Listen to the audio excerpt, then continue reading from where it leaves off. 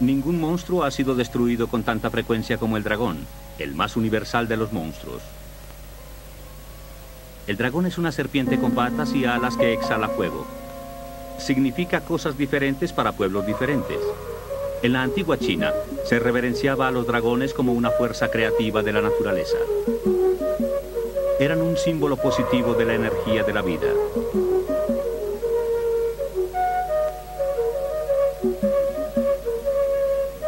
En la tradición occidental se convirtieron como Tiamat en la fuerza amenazante del caos y la oscuridad que tenía que ser derrotada.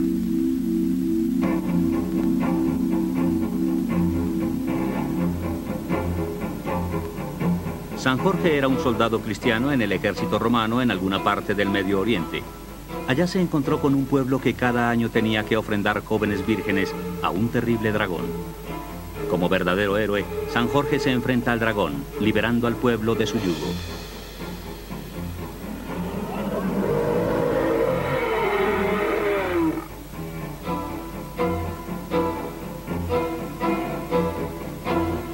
En la Europa medieval, inmersa en las cruzadas religiosas, la leyenda de San Jorge y el dragón se convirtió en una alegoría del triunfo de la cristiandad sobre el paganismo.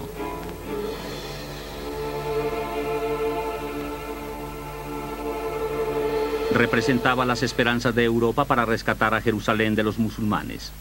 La imagen de la virtud cristiana enfrentando al dragón del mundo musulmán se reprodujo en toda Europa. Aseguraba a los campesinos la superioridad de su fe. Y llamaba al corazón de los cruzados en su camino a Palestina.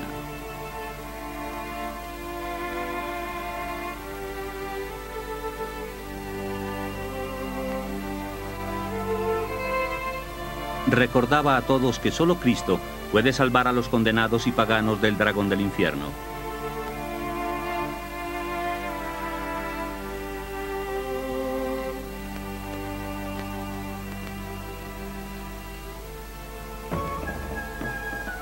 A medida que los europeos exploraban el mundo en la Edad Media, buscaban los monstruos que habían leído en los mitos.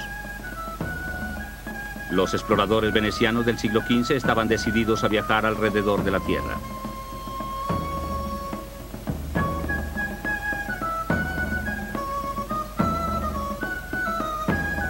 Lo habían leído en los mitos, y a medida que se acercaban a lo desconocido, sus mapas aclaraban lo que encontrarían.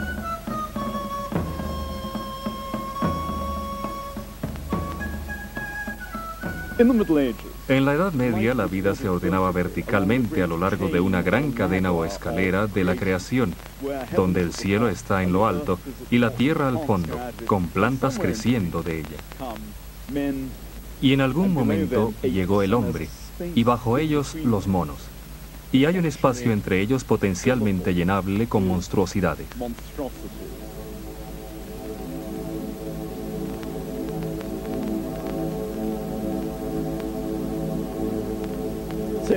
Es allí donde se localizan estas competencias monstruosas.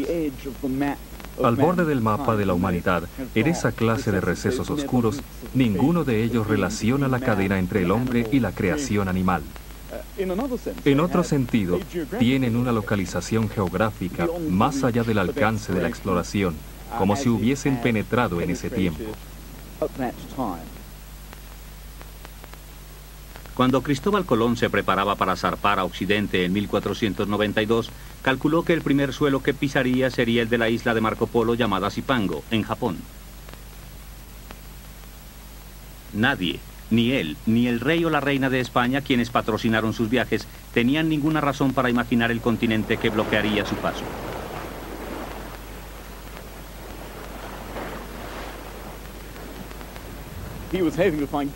Esperaba encontrar grandes civilizaciones, sociedades ricas, que podían ser explotadas mediante el comercio. Colón esperaba que en su camino a esas grandes civilizaciones encontraría razas monstruosas de criaturas homínidas.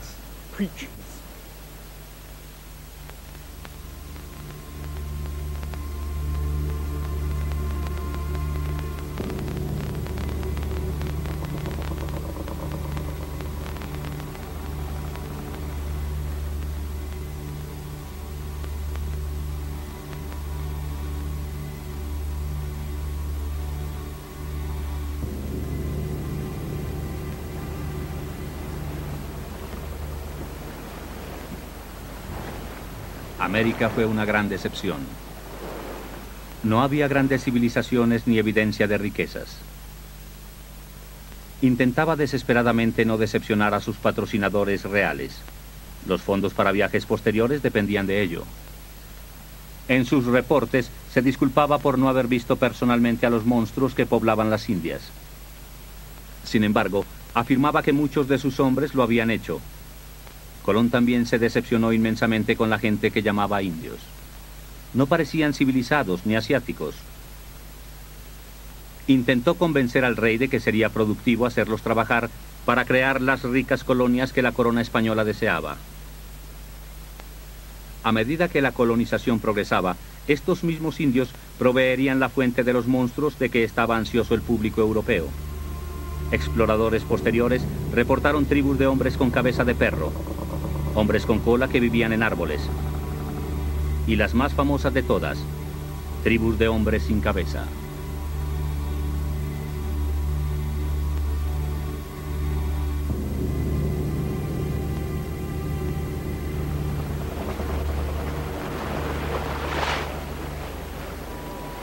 Después de sus 3 viajes por el Caribe, Colón se vio permanentemente asediado por el cansancio, la enfermedad persistente y un sentimiento de fracaso.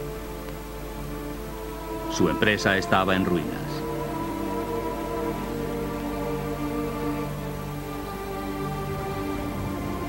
Encontró refugio en la religión. Buscó y encontró en la Biblia profecías sobre sus descubrimientos y se convenció de que anunciaban el fin del mundo. Ahora afirmaba que sus viajes eran cruzadas que apuntaban a una ruta occidental hacia Jerusalén.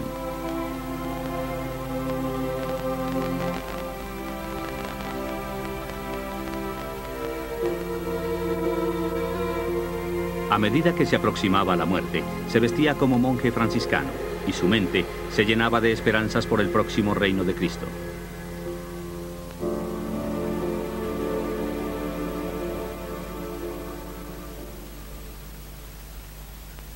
Los descubrimientos fantásticos en América coincidieron con un cambio en la imaginación europea sobre los monstruos. La guerra se había tornado endémica en Europa. La Iglesia y el Estado se equilibraban precariamente en un mar de inquietud. Los poderes luchaban desesperadamente para asegurarse contra el caos reinante.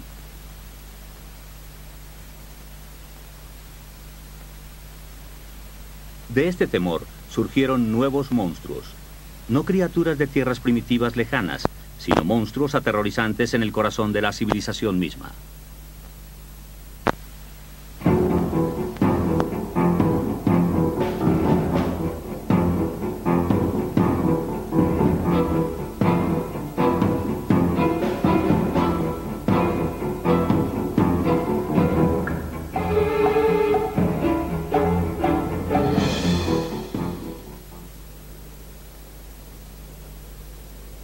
En los siglos XVI y XVII empezó a expandirse una histeria extraña en las regiones montañosas de Europa.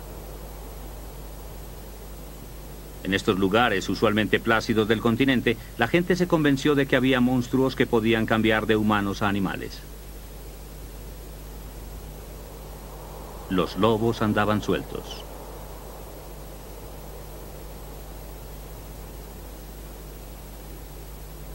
Gilles Garnier era un recluso excéntrico que vivía en la región de Jura, de Francia. En 1571, un número de niños desaparecieron de la región. Finalmente, en 1573, se dijo que un lobo con las características de Garnier había sido visto atacando a una pequeña. Aterrorizados, los pobladores locales organizaron una cacería.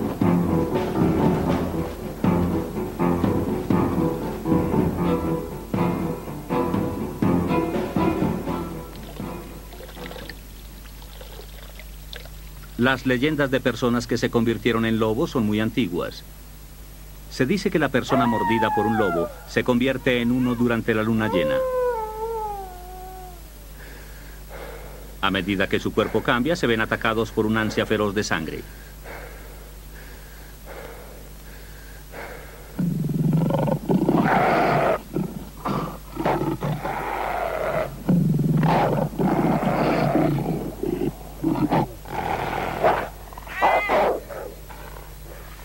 El lobo era uno de los pocos predadores naturales de Europa, y como el hombre, cazaba en grupos. Para los europeos antiguos era el símbolo perfecto de la bestialidad salvaje de que el hombre era capaz.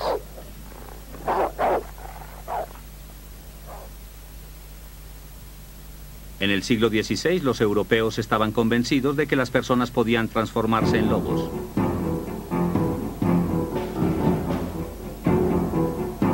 Garnier fue uno de los centenares cazados como lobos. Pero la cacería no se limitaba a ellos. En los mismos lugares exactos que lobos como Garnier se perseguían, la cacería de brujas se desarrollaba.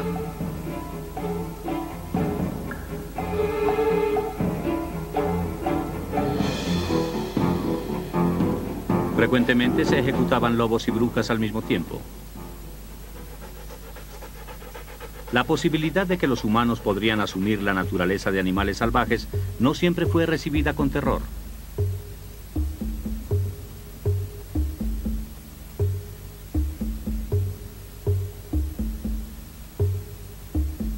En los ritos de iniciación del monte Licaos en la antigua Grecia, a los jóvenes guerreros se les desnudaba. Vestidos en piel de lobo, se les alimentaba con carne cruda y se les enviaba al bosque a vivir como bestias. Y la idea, luego de esos ritos de iniciación, era que la sociedad podía utilizar su naturaleza animal en la guerra y en la caza.